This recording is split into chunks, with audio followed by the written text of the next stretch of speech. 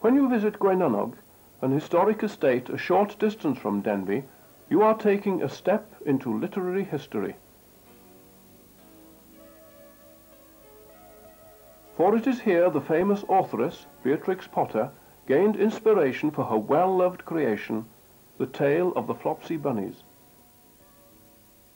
Between 1895 and 1912, Beatrix Potter paid many happy visits to her Aunt Harriet and Uncle Fred, who owned Gwynonnog, and during her stays she recorded her observations with pen and brush.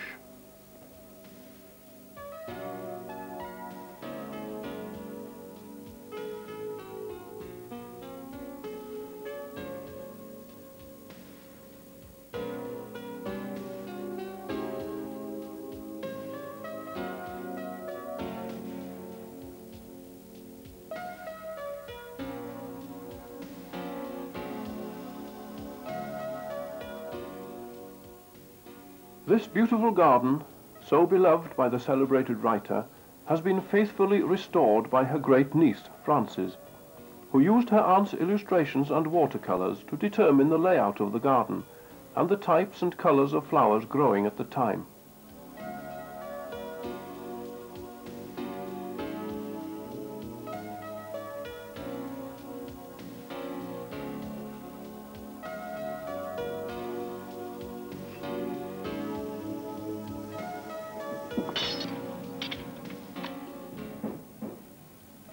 This estate is very much a working estate, where traditional methods go hand in hand with the needs of the 20th century.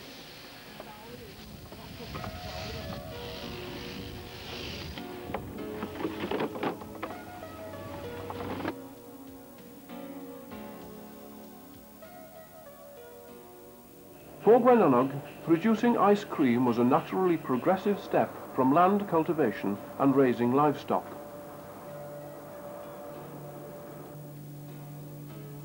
Prepared from the purest ingredients in many flavors, this delicious frozen sweet gives you a taste of summer all the year round.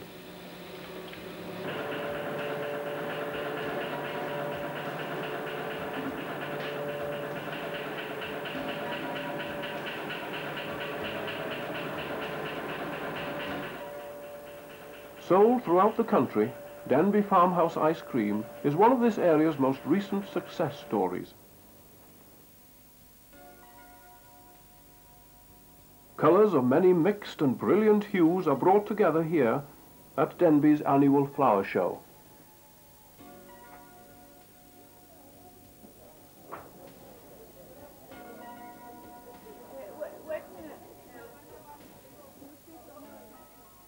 Originally started as part of Britain's World War II Dig for Victory campaign, the show displays the prime of produce from gardens and allotments in and around the town. The competition for the coveted prizes is fierce, but always friendly, with the standard of entries consistently high.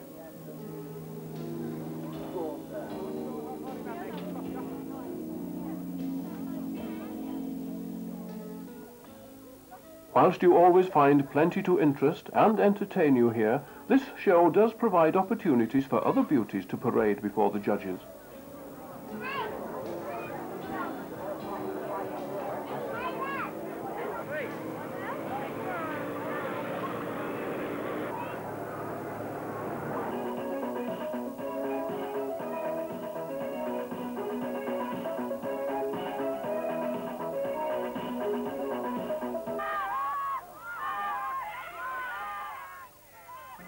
A fun day for all the family, enabling you to taste so much that is special to Denbigh.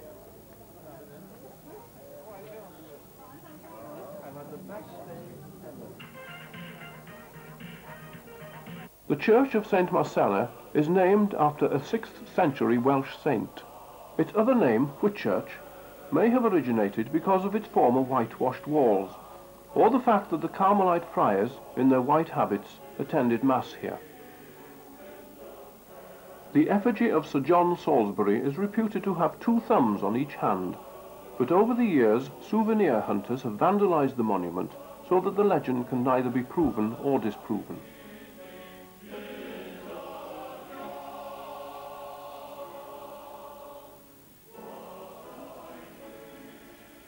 case of this wonderful grandfather clock was made from African walnut by a local craftsman, while the clock itself was made by Denbighite Mr. Tom Roberts.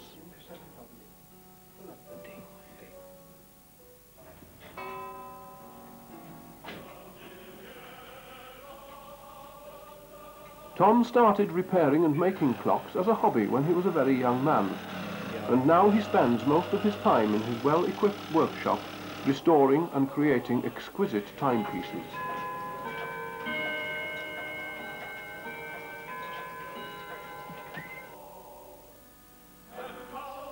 The village of Henllan is just one of many that circle Denbigh, adding colour and character to this lovely part of Clwyd.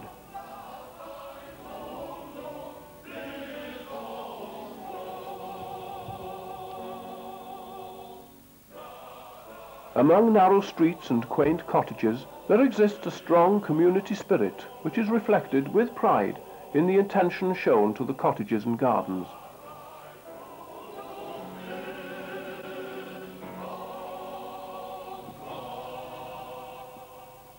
With its old stone walls and thatched roof, the Llyndir Inn rates among the most picturesque inns in North Wales.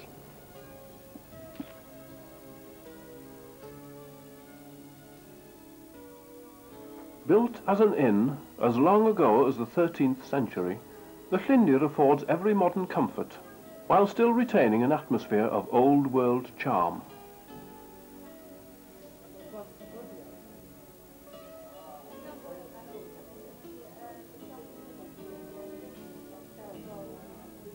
The old-world atmosphere is emphasized not only by a collection of brass and copperware, but by a glamorous blonde ghost, who is reputed to roam the house in the dark hours.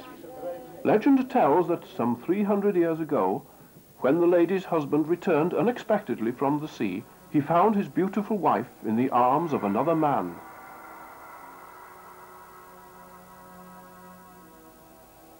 Overcome with jealous rage, the captain promptly dispatched his unfaithful wife to eternity. The lady's sad spirit has since haunted this inn, though she has not been seen so frequently in recent years.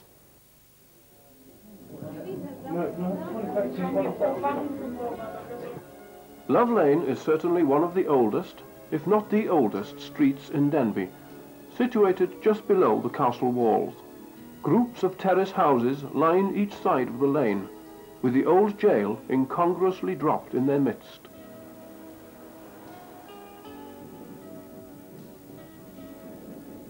The Cae Trust, a bare mile from Denbigh town centre, is set in 20 acres of woodland, and here you can experience the daily life of a rare breed farm.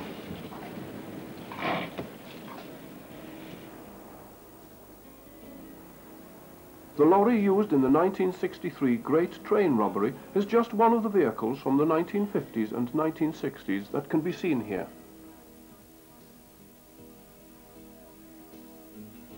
The theme of that era is also reflected in a variety of memorabilia and a mock-up of a 1950s kitchen. The windmill which stood here in Abraham's Lane during the first half of the 19th century vied with the castle as visitors approaching Denbigh from the north got their first glimpse of the town. Griffin Road is an area of the town that has certainly succumbed to the requirements of modern transport. It now differs greatly from how it looked earlier this century. The Infirmary, built at the turn of the 19th century, continues to provide care and comfort for patients from Denbigh and its immediate locality.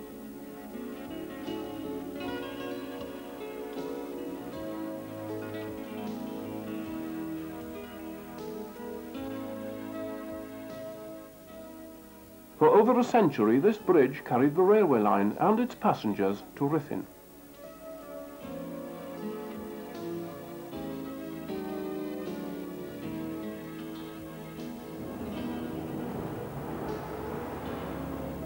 The arrival of the railway in 1857 transformed Denbigh, bringing growth and prosperity to the area.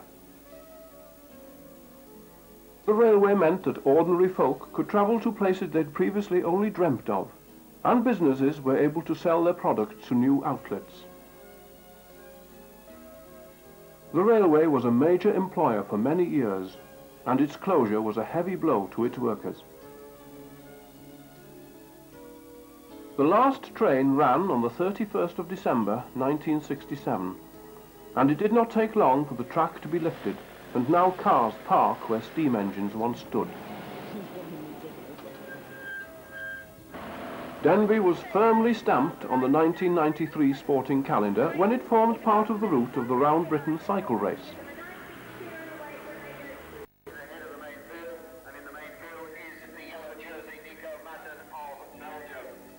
The entourage accompanying the cyclists numbered more than the competitors.